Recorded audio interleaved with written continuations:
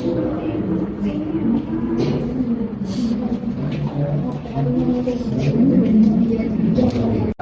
there, guys. Okay, then, shall we start our today's discussion?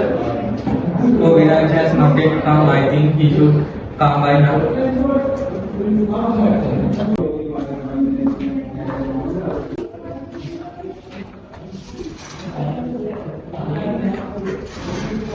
Excuse me. Sorry guys, I'm a bit later. Okay, then, shall we start our discussion now? So, today we are going to talk about the practical scenarios of consolidation adjustments. So, before going into depth of our discussion, can somebody say what are consolidated financial statements? May I? Sure, sir. Where a partner-subsidiary relationship exists, according to the SLFR 10, parent company need to prepare consolidated financial statement. This is not the individual financial statement they prepare, this is for the group. So, there must be a separate set of financial statements for the groups. So guys, what is the parent and subsidiary relationship?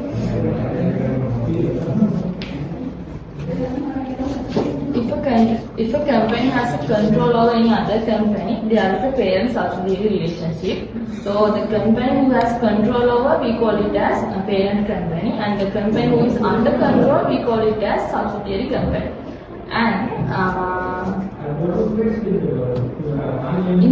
theoretically, if a particular company has more than 50% of the voting rights, then we call it as that is a subsidiary of that company, and other company is the parent company.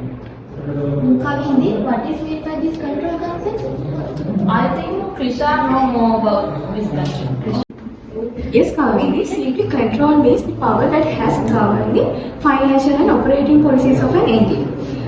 Control exists even the parent company owns less than 50% of voting rights. Oh really? Yes, even though voting rights are less than 50% of the company, the entity has power by virtue of an agreement or statute of an agreement that they have appointed and removed the majority members of the board of directors.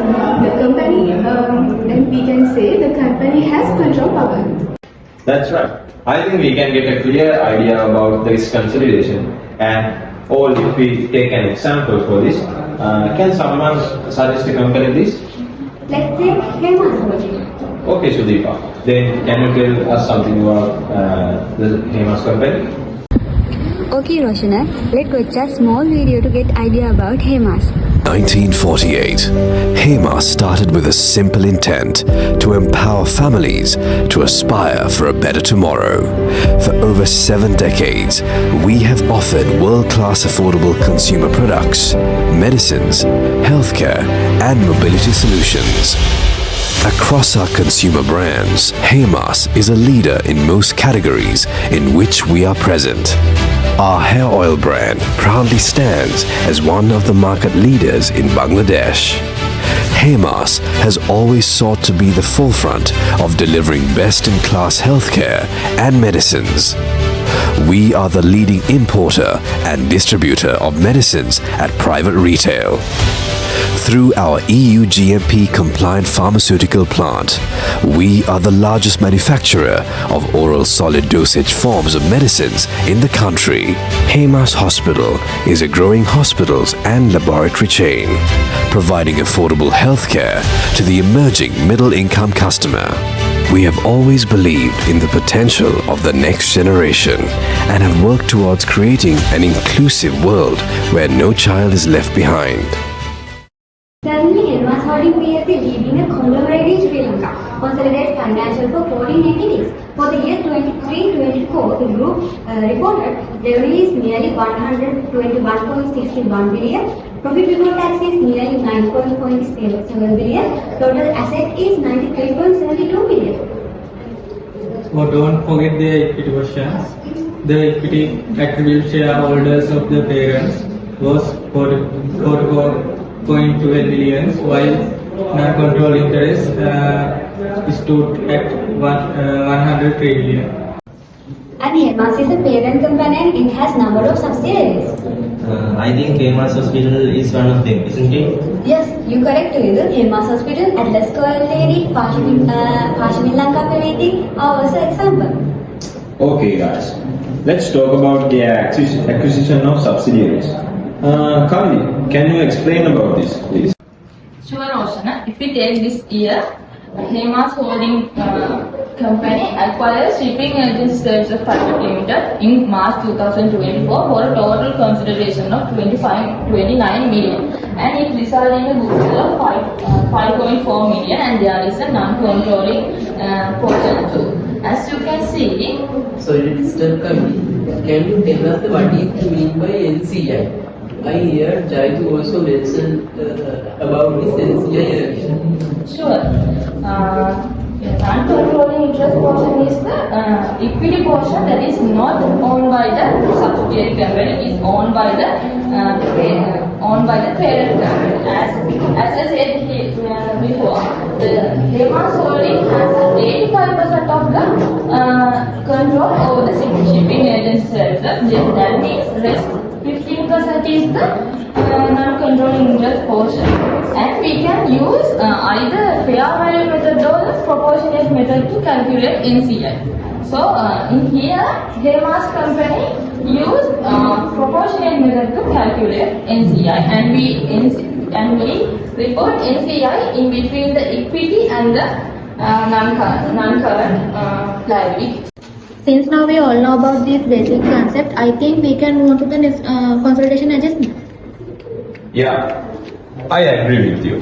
First, let's go with intra-group transactions. Viraj, do you know something about this? Yes, Roshan. Guys, simply intra-group transaction means transaction like exchange goods, service, funds happens between the parent company and the subsidiary company. When we report these intra-group transactions are eliminated to avoid double counting. As example, if a Hemas company sells products worth 500 million to X company, this amount is not recorded as a revenue in group financial report. We remove it from both revenue and cost. Okay, then what about the unrealized profit or loss? Rashmini, can you tell something about it? Sure. In the same way, unrealized profit on intra-group inventory sales are also need to be adjusted. When there is unrealized profit, we need to decrease the gross profit, but we can't do it directly. We adjust it by adding that amount to cost of sales. As an example, if there is 100 million profit is unrealized, it reduces from both inventory and profit in the consolidation statement. And what about the dividends? If dividends are paid by the subsidiary to the parent, if think I need to the adjust the other income. No, that's not correct. We don't adjust the proposed dividend, but for the dividends paid by the subsidiary to the parent, we should eliminate it from the group accounts. As an example, if the Atlas company pays 1 billion dividends to the Hemas, in here, if the Atlas company is the subsidiary company, so we adjusted it within the return earnings. We don't show it as the other income. Oh, no, about I got it. So what about the goodwill? Tisha, can you tell about us? Sure, right. Goodwill means when the acquisition cost exceeds the net assets of subsidiaries. As Kavindi mentioned before, in 2024, Hemas acquired the shipping agency services for a consideration, I think, 29.75 million, and goodwill resulted 5.4 million. That means the acquisition cost of the shipping service agencies is higher than its net assets now. The shipping service agencies' net assets are worth nearly 24 million, isn't it? Yes, Sandhya, you got it. Kavindi, can you tell us how these adjustments affect group financial statement? Why not? As an example, if we eliminate this intergroup transaction from the financial statement, that means we are reducing the revenue of the comprehensive income statement.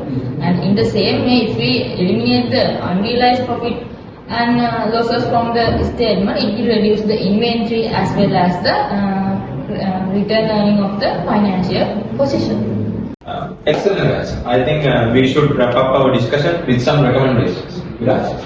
Yes, I think for the transparency of the SCI amount, Hemas can use clear documentation for that would be great. They can mention the method that they are using and they can provide supporting calculations in financial statement notes. Also, we get some accounting softwares to enhance the automation in the consolidation process. Great. Today we discussed a lot of things. Now I think you all know a lot about consolidation, its practical side and the other things as well. So thank you for attending, guys. Have a nice day. Thank you.